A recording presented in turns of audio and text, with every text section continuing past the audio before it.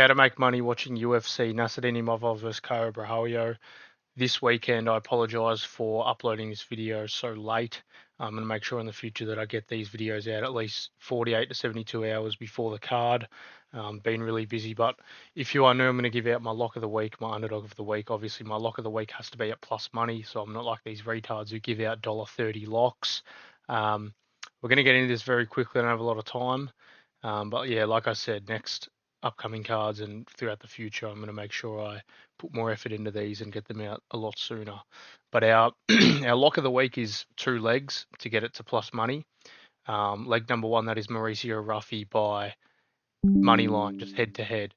I believe Mauricio Ruffy is one of the best strikers in the UFC. A lot of people are going to think that's a crazy take to say, as he's only 3-0, but I believe we're going to see him ascend. He's going to go out there, knock out Benoit Saint Denis, then he's going to go up and climb the ranks and arguably eventually fight for a title. He's only 29 years old. He's only getting better. His striking is so fluid. He's so smooth on the feet. There is, obviously the threat of the takedown with Benoit, but he doesn't throw feints well. He doesn't mix it up. He goes in there just broadly and he likes to throw that roundhouse kick to the body. And you know Mauricio Ruffy, the fighting nerds, they're very good at game planning for opponents. I feel like him and his team have sat down and studied Benoit as an easy guy to prepare for. He fights very similar in all of his fights. The body roundhouse, going forward, going for the double legs. So I feel like Mauricio Ruffy's going to be able to control the range and eventually find that shot.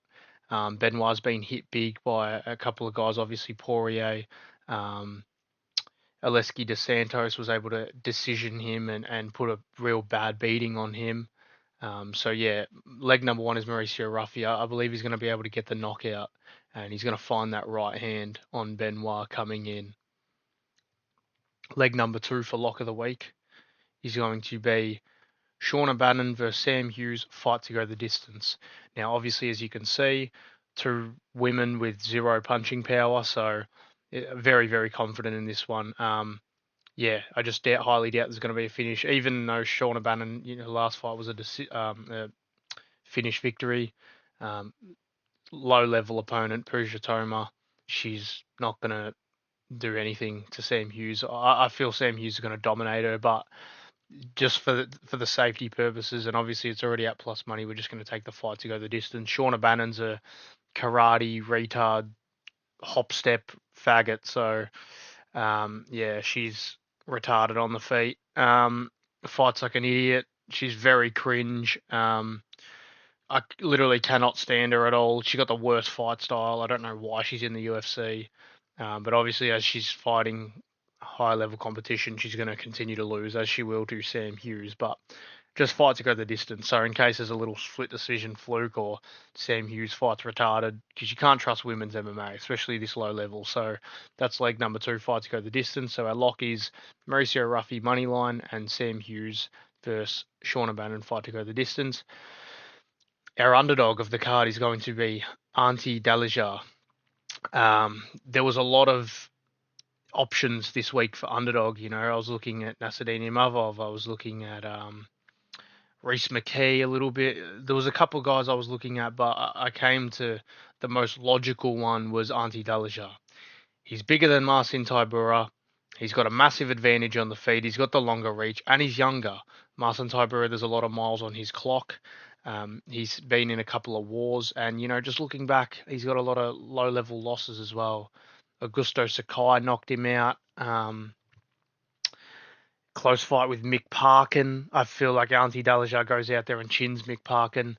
I just feel like Auntie Dalajar is going to be able to find the shots on the feet. I feel like he's going to get a round one stoppage. Obviously, just take him money line. That is my underdog of the card, but I'm very confident in Auntie Dalajar. I feel like he's strong enough. He's big enough. He's going to be able to stop the takedowns of Marcin. I could see him even winning a decision, kind of starting strong. Tybura wins the third 29-28 decision, but I feel like he's going to land that right hand in round one. He's got a lot of power in his hands, and he's bigger as well. So Yeah, Tybura's 39 years of age. He's on the descending end of his career.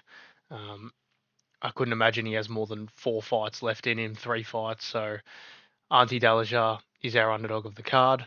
Um, Pretty confident there. I just want to talk about Umasai and Brenderson Ribeiro. Don't bet on Umasai.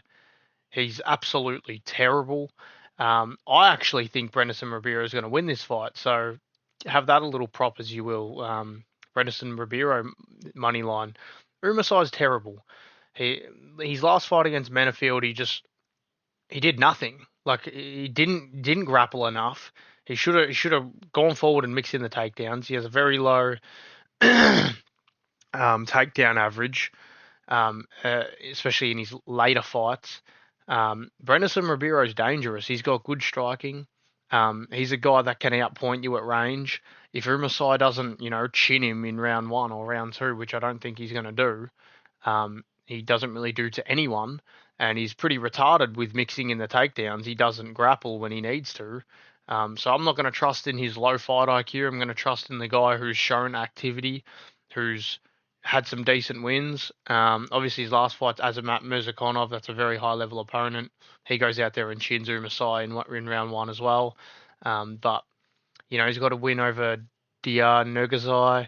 KO Machado. He's got a couple of UFC wins on the Contender Series as well. So I feel like Umasai's not that good. If he doesn't, especially if he goes in with a retarded game plan and a low fight IQ again this fight, which I'm not going to trust in him to just change that, as fighters have shown. I'm stopping. I've stopped predicting fights based on how I would go about it. He's shown he's been a retard in the past, so I'm not picking him. So just be careful. There's not even a point betting on him. He's very low value. The value's on Brendan Ribero's side. I feel like he's going to get it done. Any other props to give out?